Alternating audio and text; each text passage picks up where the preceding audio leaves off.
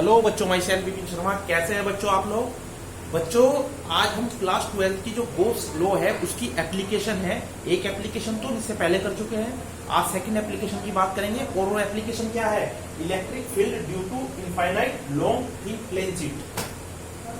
Electric field बच्चों किसके कारण इलेक्ट्रिक फील्ड निकालना है? आज हमें फाइंड करना है electric field due to infinite long thin plane sheet. Plane sheet क्या होती है? प्लेन शीट, प्लेन आ गया इससे पहले, इट मींस इसका सरफेस एरिया होगा, वॉल्यूम नहीं होगा। ठीक है ना? और सेकंड बात, ये इनफाइनाइट लॉन्ग है। देखने में यहाँ छोटी सी लग रही है ना, क्योंकि हम रिप्रेजेंट नहीं कर सकते इनफाइनाइट को, तो आपको ये संतुष्टि करनी पड़ेगी। लेकिन मानना क्या है कि ये इनफाइनाइट लॉन्ग है, बहुत लंबी कोई चादर है। थर्ड पॉइंट, ये एक बहुत पतली है। समझ रहे हो? थिन लिखा हुआ है ना, ये देखो ये लिखा हुआ है थिन, इसका मतलब ये बहुत बारीक सी शीट है। अगर ये बारीक ना होकर के थोड़ी मोटी हो जाएगी तो बच्चों इसके लिए जो इलेक्ट्रिक फील्ड होता है वो चेंज हो जाता है। फिर तो हम किसकी बात करेंगे यहाँ? हम बात करेंगे थिन प्लेन शीट की। ठीक है प्यारे बच्चों? तो इसके कारण इलेक्ट्रिक फील्ड निकालना कैसे निकाला जाए, ये सोचना पड़ता है। देखो मान लीजिए, अब देखो ये जो क्या है, प्लेन शीट है। प्लेन शीट बिल्कुल थिक है, बिल्कुल पतली है, बारीक है। इसका क्या मतलब है कि इस पर मैं जो भी चार्ज डिस्ट्रीब्यूट करूंगा, ठीक है, मान लीजिए पहले इस पे चार्ज नहीं है, ये सिंपल कोई प्लेन शीट है, अभी इस पर कोई चार्ज नहीं है। अब मैंने क्या किया, इसको चार्ज दे दिया ऐसे।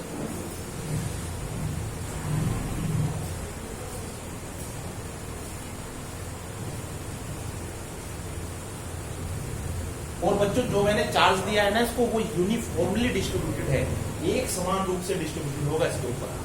तो बच्चों ये बहुत पतली है, पतली होने के कारण ये चार्ज जरूरी नहीं है इसकी एक ही साइड रहेगा, ये उसकी दूसरी साइड भी जा सकता है ना?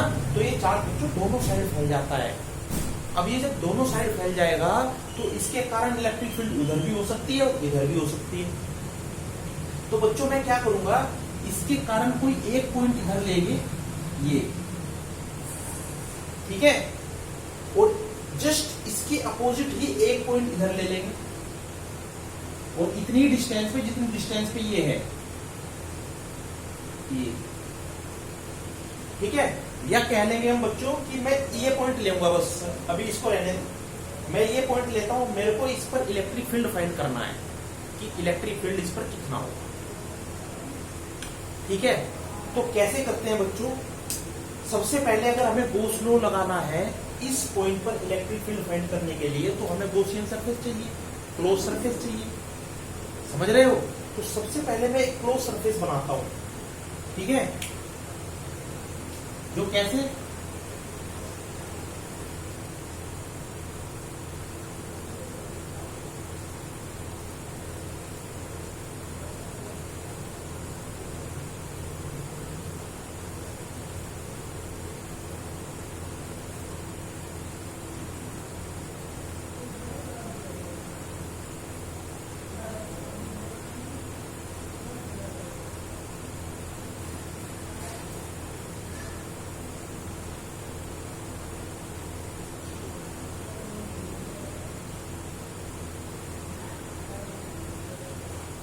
और बच्चों ये जो हमने क्लोज सरफेस बनाया, ये क्या बना दिया?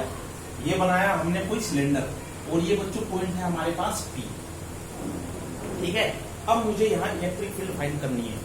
ठीक, ध्यान से देखते रहेंगे बच्चों। जो हम मान के चल रहे हैं, मान लीजिए ये जो हमारी पूरी प्लेट है, या ये इस पर चार्ज कितना डिस्ट्रीब्यूटेड है? इस पर चार्ज डिस्ट्रीब्यूटेड है हमारे पास कैपिटल Q। और ये जो चार्ज इस पर डिस्ट्रीब्यूटेड है, एक समान रूप से डिस्ट्रीब्यूटेड है, इस पर इसकी चार्ज डेंसिटी है मान लीजिए सिग्मा। ये हम पहले ही मान के चल रहे हैं। यहां लैम्डा नहीं होगा, लैम्डा तब होता है अगर हमारे पास लाइन चार्ज डिस्ट्रीब्यूशन होता है। ये क्या है? एक प्लेन शीट है, प्लेन शीट मतलब इसका सरफेस एरिया होगा। समझ रहे हो? अगर इसका सरफेस एरिया होगा तो यहाँ क्या मानना पड़ेगा हमें? सरफेस चार्ज डेंसिटी, जो क्या होती है सिग्मा। हम बहुत पहले पढ़ा चुके हैं। और बच्चों अगर मेरे को यहाँ क्यू निकालना होगा, क्यू इक्वल टू क्या हो जाएगा? Sigma A. If A is the area of this plane shift. ठीक है ना, चलिए चलते हैं। अब बच्चों मैं क्या करता करूंगा, मान लीजिए एक पॉइंट तो हमारे पास ये है, एक पॉइंट इसके पास इधर ले लेते हैं। बच्चों सेम ऐसे ही फॉलो करेंगे जैसे हमने इससे पहले फॉलो किया था। टोटल फ्लक्स निकालेंगे पहले, और टोटल फ्लक्स निकालने से ही हमारा इलेक्ट्रिक फील्ड निकल जाएगा। ध्यान से देखिएगा, मैं एक छोटा सा एरिया इधर मान लेता हूं प्यारे बच्चों। ये क्या है, मान लीजिए DA है। ठीक है, ऐसे ही मुझे एक एरिया कहां मानना पड़ेगा, यहां। ठीक है, और ऐसे ही एक एरिया मुझे कहां मानना पड़ेगा, यहां मानना पड़ेगा। अच्छा बच्चों, मैंने ये एरिया क्यों माना है, क्योंकि यहां पर जो हमारा एरिया है वो 3 पार्ट में डिवाइडेड है सिलेंडर में। एक तो इसका ये वाला क्रॉस सेक्शन एरिया है, एक इसका ये वाला क्रॉस सेक्शन एरिया है, और एक इसका ये कर्व एरिया है। बात समझ रहे हो? अब बच्चों मैं क्या करूंगा, अब मैं देखूंगा ये जो हमारा एरिया है ये भी मैंने मान लिया DA है, और ये भी DA है। अब मान लीजिए ये जो हमारे पास पॉजिटिव चार्ज है इसके कारण इलेक्ट्रिक फील्ड देखो इधर जा रहा होगा ना, और इस साइड में इधर जा रहा है। पॉजिटिव चार्ज है ना, पॉजिटिव चार्ज के कारण इलेक्ट्रिक फील्ड दूर हटता है, ये हम पढ़े हैं ना। पॉजिटिव चार्ज होता है, इसके कारण इलेक्ट्रिक फील्ड ऐसे होता है। ठीक है, तो इसके कारण इलेक्ट्रिक फील्ड इधर जाएगा और इधर जाएगा। ऐसे ही इस पॉइंट पर अगर हम देखेंगे बच्चों तो इलेक्ट्रिक फील्ड इधर आएगा। समझ रहे हो, इलेक्ट्रिक फील्ड की डायरेक्शन ये होगी, और इसी पॉइंट पर या इस एरिया की डायरेक्शन भी क्या होगी बच्चों, ध्यान से देखने की वाली बात है। DA कैप, ये हो जाएगी एरिया की डायरेक्शन। हम पढ़ चुके हैं ये वाली बात। अगर इसके लिए देखूं बच्चों में, तो इलेक्ट्रिक फील्ड की डायरेक्शन क्या होगी, ये, और एरिया की डायरेक्शन क्या होगी, ये। अगर बच्चों यहां देखो ध्यान से, तो इलेक्ट्रिक फील्ड की डायरेक्शन क्या होगी, ये हो जाएगी, और एरिया की डायरेक्शन बच्चों क्या हो जाएगी, एरिया की डायरेक्शन हो जाएगी इसमें ये।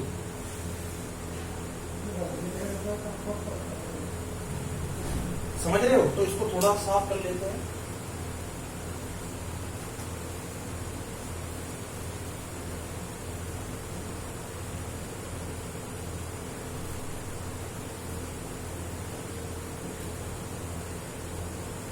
ठीक है, हमारे पास क्या बचा, ये 3 जो है कर्व, जो 3 है छोटे स्मॉल एरिया मैंने माने हैं। अब मेरे को क्या करना है बच्चों कि इस क्लोज सरफेस से कितना फ्लक्स पास हो रहा है वो फाइंड करना है। Now find out the total flux passing through Gaussian surface. अब बच्चों मैंने माना ये सरफेस एरिया हमारे पास जो है इसका नाम है फर्स्ट, ये वाला एरिया मान लीजिए मैंने मान लिया सेकंड, और ये वाला बच्चों मैंने मान लिया थर्ड। ठीक है, और फर्स्ट से जो हमारे पास इलेक्ट्रिक फ्लक्स पास हो रहा है वो मैंने माना φ1, और सेकंड से जो पास हो रहा है वो मैंने माना φ2, और थर्ड से जो पास हो रहा है वो मैंने माना φ3। टोटल फ्लक्स किसके इक्वल हो जाएगा, total flux will be equal to the Q enclosed upon epsilon naught. अब बच्चों यहां हम चार्ज क्यों नहीं लेते हैं, क्यों, क्योंकि चार्ज तो पूरे पे फैला हुआ है ना, समझ रहे हो, और यहां इलेक्ट्रिक फील्ड जो है वो इस बेलन के कारण है बस। तो हमें यहां क्या करना पड़ेगा, और इसका मतलब है हमें चार्ज को चार्ज डेंसिटी में कन्वर्ट करना पड़ेगा। क्यों करना पड़ेगा, क्योंकि चार्ज डेंसिटी ये रिप्रेजेंट करती है कि इसकी डेंसिटी कहां कहां कितनी है। और जब बच्चों हमें पता है कि यहाँ चार्ज यूनिफॉर्मली डिस्ट्रीब्यूटेड है, इट मींस चार्ज की डेंसिटी हर एक पॉइंट पर सेम होगी। अगर चार्ज की डेंसिटी हर एक पॉइंट पर सेम होगी तो यहाँ भी डेंसिटी सेम होगी, यहाँ भी डेंसिटी सेम होगी। कहीं भी हम मेजर करेंगे हमेशा चार्ज डेंसिटी क्या आएगी, उसकी सेम आएगी। इसलिए क्यू को हमें किसमें चेंज करना पड़ेगा, चार्ज डेंसिटी में चेंज करना पड़ेगा। और प्यारे बच्चों हम जानते हैं charge will be equal to sigma A. बात समझ रहे हो? तो मैं क्या कर लेता हूं यहां, charge will be equal to the sigma Q into A. बात समझ रहे हो? और ये ए क्या है बच्चों? ये ए है इसका सरफेस एरिया। ये जो हमारे पास क्रॉस सेक्शन है ना, इसका सरफेस एरिया है टोटल। स्मॉल तो हम ये मानते हैं डी। टोटल सरफेस एरिया क्या है? ये वाला। और इसका अगर ये बच्चों ध्यान देने वाली बात है, अगर ये ए है तो ऑब्वियस वाली बात है ये भी ए ही होगा, क्योंकि ये दोनों एक दूसरे क्या है, एक ही तो बेलन बना रहे हैं ये पूरा पूरा, एक ही तो सिलेंडर बना रहे हैं ये पूरा पूरा। तो इसका भी सरफेस एरिया क्या हो जाएगा? ए। अब हम यहां, अब आप ये सोचेंगे कि सर आपने Q is equal to sigma A क्यों ले लिया? ए तो इसका पूरे का था ना? नहीं, ए किसका है? ये जो हमारे पास छोटा एरिया है, एरिया ये इसका है एरिया। और चार्ज डेंसिटी बच्चों इसके अंदर जितनी भी चार्ज होगा ना वो भी सेम होगी, यहाँ पे भी सेम होगी, यहाँ पे भी, हर जगह चार्ज डेंसिटी सेम होगी। ठीक है ना? इट मीन्स हम क्यू इक्वल टू क्या दे सकते हैं यहाँ? सिग्मा ए। ठीक है, बहुत अच्छी बात है। अब हमें क्या फाइंड करना है? सिर्फ और सिर्फ फाई 1, फाई 2 एंड फाई 3। अगर बच्चों मैं फाई 1 फाइंड करूं तो फाई 1 किससे पास हो रहा है? फर्स्ट वाले से। अगर मैं फाई 1 फाइंड करूं तो फाई इक्वल टू क्या हो जाएगा? ध्यान देने वाली बात है, ई डॉट डी ए। ठीक है, अगर मैं ई डॉट डी ए निकालूंगा तो यहां क्या आ जाएगा? E D A cos theta.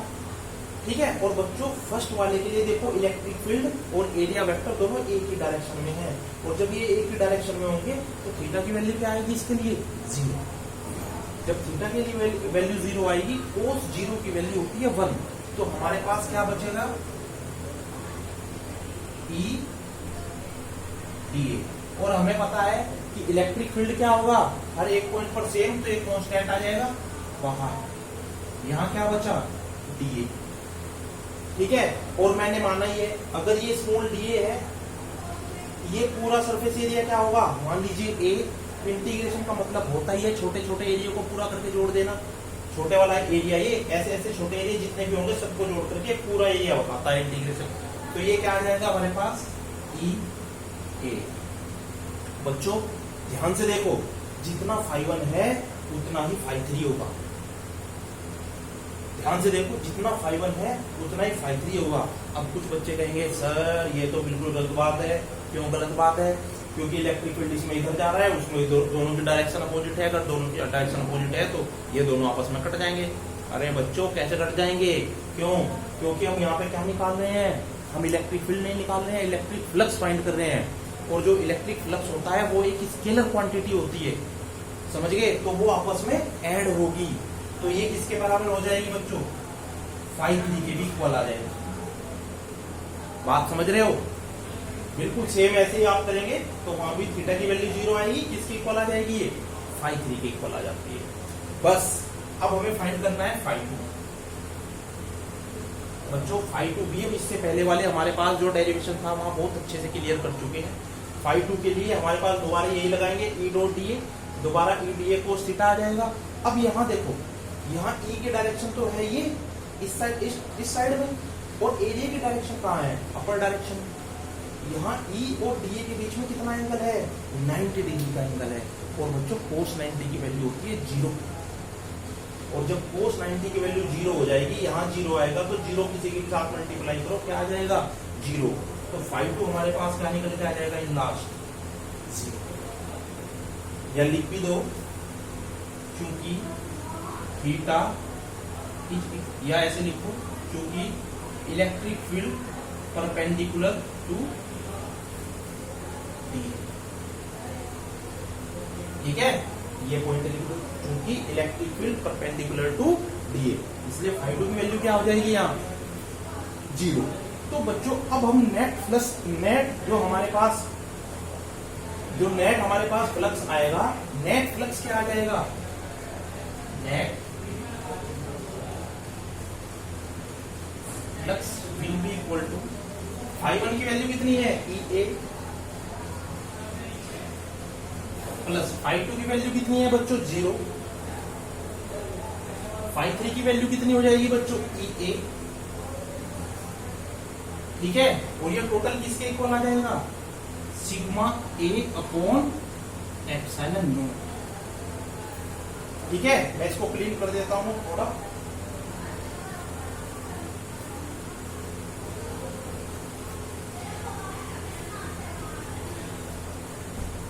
ठीक है। तो ये क्या आ जाएगा हमारे पास 2EA is equal to sigma A upon epsilon. अब देखो A से A कैंसिल हो जाएगा, तो हमारे पास क्या आ जाएगा E की वैल्यू आ जाएगी सिग्मा अपॉन 2 एप्सिलॉन, ठीक है। तो बच्चों ये हमारे पास इलेक्ट्रिक फील्ड की वैल्यू निकल करके आ जाती है, समझ गए। तो इलेक्ट्रिक फील्ड की वैल्यू हमारे पास क्या आ गई सिग्मा अपॉन 2 एप्सिलॉन नॉट। अब ये तो देखो क्या है सिर्फ और सिर्फ मैग्नीट्यूड है, अगर मैं इसकी डायरेक्शन देखूं तो डायरेक्शन के लिए वेक्टर लगेगा होगा सिग्मा अपॉन 2 एप्सिलॉन नॉट। बच्चों इलेक्ट्रिक फील्ड की डायरेक्शन क्या होगी, इलेक्ट्रिक फील्ड की डायरेक्शन क्या होगी normal to the plane sheet, plane sheet की परपेंडिकुलर डायरेक्शन में इलेक्ट्रिक फील्ड की डायरेक्शन होगी। और मैंने माना कि नॉर्मल क्या डायरेक्शन है एन कैप है, ऐसे ही मान लिया मैंने, तो यहाँ क्या आ जाएगा एन, ठीक है। या यहाँ पे लिख भी सकते हैं direction of electric field will be normal to the plane sheet, ठीक है। तो डायरेक्शन क्या हो जाएगी will be normal to the plane sheet, ठीक है बच्चों। तो ये है हमारे पास electric field due to infinite long in plane sheet. अब इसके कुछ इंपॉर्टेंट न्यूमेरिकल कर लेते हैं हम, ठीक है। सभी बच्चे ध्यान से देखेंगे।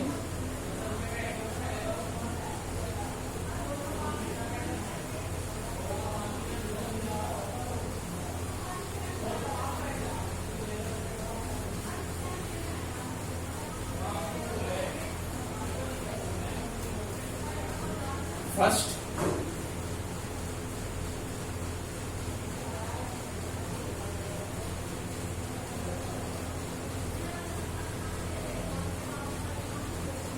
सेकेंड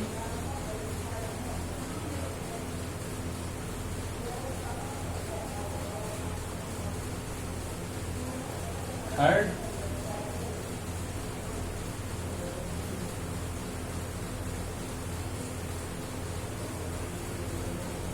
ये है बच्चों, यहाँ जो चार्ज डेंसिटी है इसके ऊपर है प्लस सिग्मा, इसके ऊपर है प्लस सिग्मा, इसके ऊपर है प्लस सिग्मा, इसके ऊपर है माइनस सिग्मा, इसके ऊपर है माइनस सिग्मा, इसके ऊपर है माइनस सिग्मा।